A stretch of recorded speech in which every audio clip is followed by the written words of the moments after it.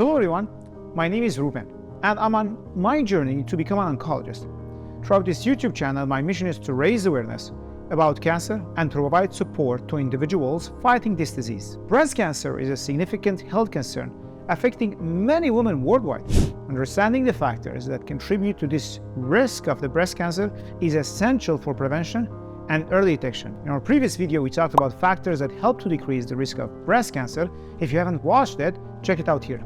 Today, we will talk about factors that increase the risk of breast cancer. We'll talk about risk factors that you can control and risk factors that you cannot, but you should be aware of. Let's start with factors that you can control to decrease your risk of breast cancer. Alcohol and smoking.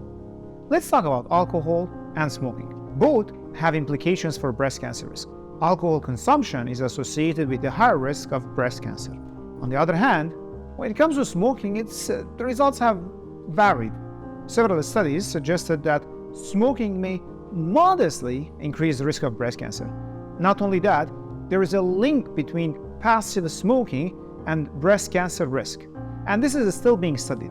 But emerging evidence suggests that an increase in the risk of breast cancer in women who are exposed to secondhand smoking, women who are around people who smoke. It's very important to be aware of the potential risk associated with passive smoking and to avoid being around people who smoke. Weight and body fat in postmenopausal women. Obesity is defined as a body mass index or a BMI of 30 or higher. In postmenopausal women, a higher BMI and perimenopausal weight gain have consistently been linked to a higher risk of breast cancer. Studies have shown that women with a higher BMI have a higher risk of postmenopausal breast cancer. Additionally, adult weight gain is associated with an increased risk of postmenopausal breast cancer. That being said, the link between a higher BMI or obesity and postmenopausal breast cancer may be due to higher estrogen levels resulting from the conversion of estrogen precursors in the fat tissue. Even among women with a normal BMI, a higher body fat percentage is associated with an elevated breast cancer risk. No children, that means higher risk of breast cancer. Now let's talk about having children. Women who haven't given birth, they are called nulliparous. They face higher risk of breast cancer. But the question is, does having more children offer protection? Well, it's a bit complicated. Some studies suggest that having more pregnancies may decrease the risk, but it's really hard to separate the effect of multiple pregnancies from early first-time pregnancies. That brings us to the second point. Does the age of pregnancy matters? The age at which woman has her first full-term pregnancy also matters for breast cancer risk. Waiting until later in life to have babies increases the risk of breast cancer. For example, if a woman has her first child at the age of 20, her risk is lower by 20%. At the age of 25, her risk of breast cancer is lower by 10%. Now let's talk about factors that you cannot control. Increasing age. Age plays a crucial role in breast cancer risk. The probability of women developing breast cancer increases with older age. Let's take a look at the statistics. From age 50 to 59, 2.4% of women will get breast cancer. From age 60 to 69, 3.5% of women will get breast cancer. From age 70 and older, 7% of women will get breast cancer. Female sex. Did you know that breast cancer occurs 100 times more frequently in women than in men? Breast cancer can affect males as well. Yes, it does. In the United States alone, there are 280,000 women diagnosed with invasive breast cancer each year. That is compared to fewer than 3,000 men diagnosed with breast cancer.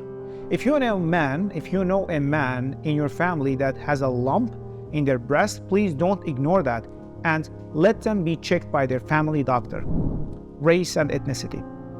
While breast cancer is the most common cancer among women of every major ethnic and racial background, the highest breast cancer risk is observed among white women in the United States.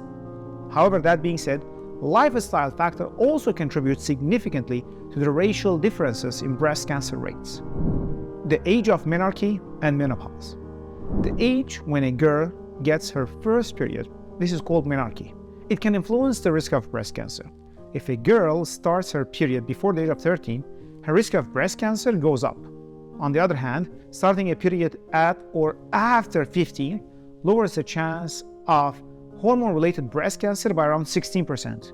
Interestingly, for every year a girl delays her first period, her breast cancer risk drops by 5%. Of course, this is not under control. Menopause, on the other hand, is the age when a woman stops having period. It can also affect the risk of breast cancer.